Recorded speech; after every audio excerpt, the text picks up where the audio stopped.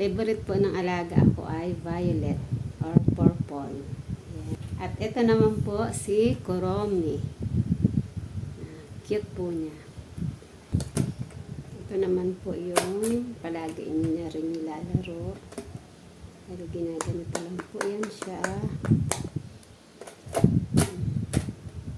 Alam niyo po, nung bata pa po ako, kahit isang laruan po ay wala ako. Kasi po, syempre, laki tayo sa hirap. At lumaki po akong walang magulang. Pero sagana naman po ako sa pagmamahal ng aking lolo at lola. Pero alam niyo po, kahit ako ay lumaki po akong salat sa kaginhawahan or sa mga bagay-bagay, sa mga material na bagay, okay lang po. Kasi naiintindihan ko po yung buhay namin, naunawaan ko po. At hindi rin po ako lumaki na mainggitin. Kumbaga, kung ano pong meron ako, palagi po ako nagpapasalamat sa Diyos. Kung anong meron kami. At lumaki rin po ako na kahit isang beses po, hindi ako nakapag-birthday hindi po ako nakapag-celebrate ng birthday ko. Nag-celebrate lang po ako ng birthday ko nung 18 years old na ako kasi po may trabaho na ako nun. At karamihan po sa mga handa ay mga ano po bang tawag doon? May mga sponsor po. Ayun. Kaya sobrang natutuwa po ako sa mga kasamahan ko sa trabaho. Kasi kanya-kanya po silang nung nalaman po nila na magtitipo ako, sila po ang bumili ng cake at naghanda ng ibang mga panghanda. Tapos meron pa akong kaibigan na nagbigay po sa akin ng pera. Idagdag ko daw po sa panghanda ako. Pero hindi ko po pinaghanda. Alam niyo po ang ginawa ko? Pinambili ko pa ng karaoke. Kasi syempre po, yung pong, alam niyo po yung Promac, yan. Bagong uso pa lang po yung Promac noon. Eh, mura lang naman po siya. Parang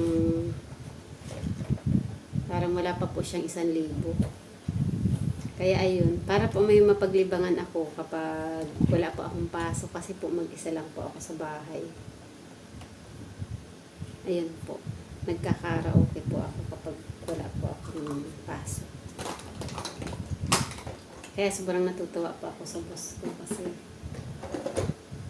hanggat maaari po kung anong gusto ng anak niya na ibibigay niya, na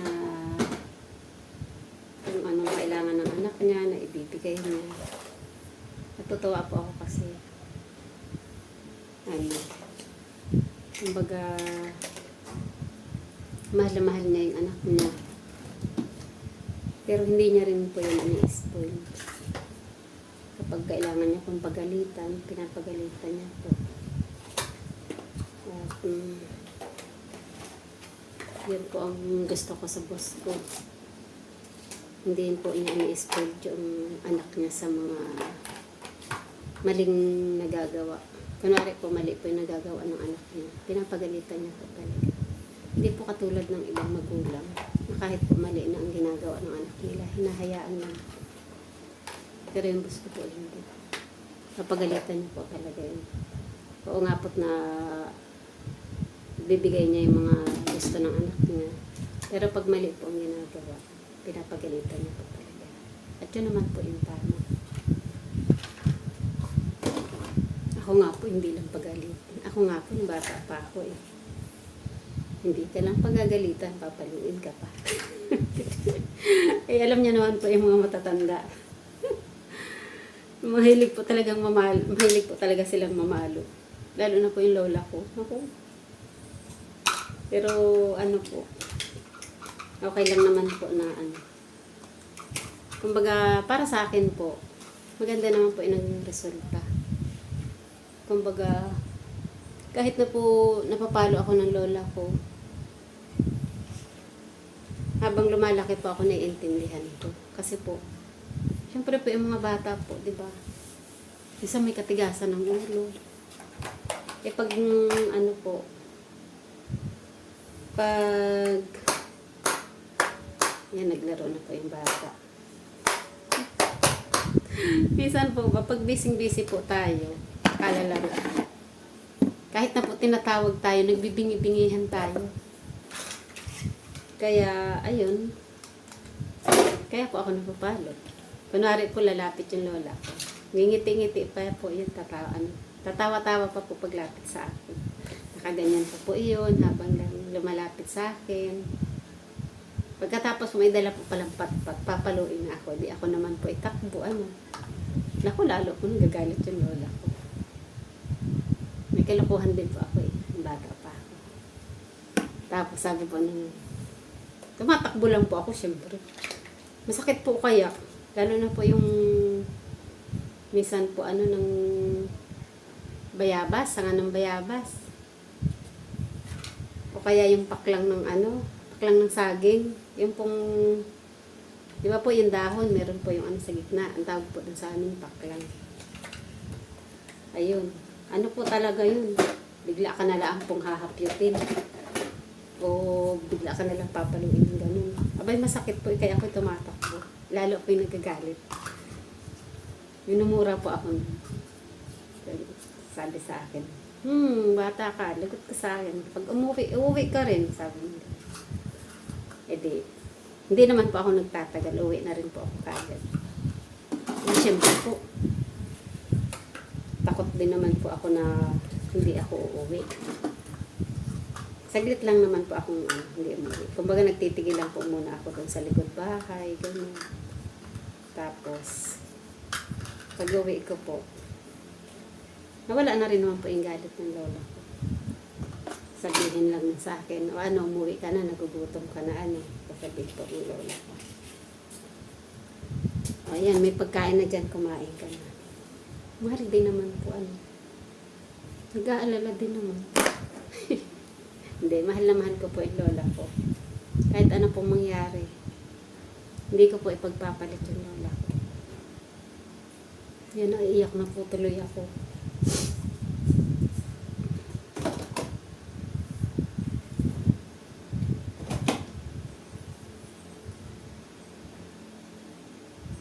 Kaya ayaw ko po magkwento eh. Kasi po iyakin ako sa totoo lang. Naalala ko po yung lola ko. Naiiyak po ako kasi pag iniisip ko nga po, kung pwede lang po sanang hindi na lang mamatay ang tao. Ganyan, yung mga mahal natin sa buhay kasi, diba po, kahit matanda na, syempre mamimiss pa rin po natin siya. Siya po kasi nagpalaki sa akin. 7 months pa lang daw po ako nang iniwan ako ng nanay ko. Kasi po maaga siyang kinuha ni Lord. Tapos, yung tatay ko po, 10 years old na ako nung nakilala ko siya. Kung hindi pa po ako pumunta sa kanya at hindi ako sinama ng ate ko, na panganay, hindi ko siya makikilala. Kaya ayun. Ayoko na nga po magkwento. Magiging ano lang po. Kaya ayaw ko po magkwento kasi iyakin po talaga. Kunting ano lang po. Kumbaga sabi po ng lola ko, mababa daw po ang luha ko. Kumbaga madali pa akong umiyak. Pwede nga po mag-artista, di ba? Kasi nga po, mabilis akong umiyak. And nakakaiyak naman po kasi talaga pag naaalala natin yung mga nakaraan. Kaya, ayun. Pero matagal ko rin naman po nakasama yung lola ko. Bali, 3 na po ang anak ko nung namatay siya. Bali, namatay po siya is 96 years old. Kumbaga, kahit pa paano po, naiparanas ko naman po sa kanya. Kaunting kaginhawahan. Yung hindi na niya kailangan na magtrabaho para lang kumita ng pera at para lang may makain. Simula po na nagkatrabaho ako, lagi ko na po siya sinusuportahan. Hanggang sa mamatay po siya. Ikinuha ko po siya ng mag-aalaga para may makasama po siya sa bahay. Kasi nga po, ayaw niya magtigil sa amin sa Paranaque dahil wala daw po siyang tataniman. Mas lalo daw po siya manghihina. Bali, 1 buwan po siya nagbakasyon sa amin. Kaya, pinawi ko na rin po siya sa Mindoro dahil lalo daw po siya manghihina kapag naandun siya sa amin. Kasi nga po, wala naman siyang gagawin. Doon po kasi sa amin sa Mindoro, kahit po paano nakakapagtanim-tanim siya, nalilibang niya yung sarili niya doon. Kaya, bali, wala po pala yung mga boss ko dito. Kaya ako'y nagkukwento-kwento ng ano.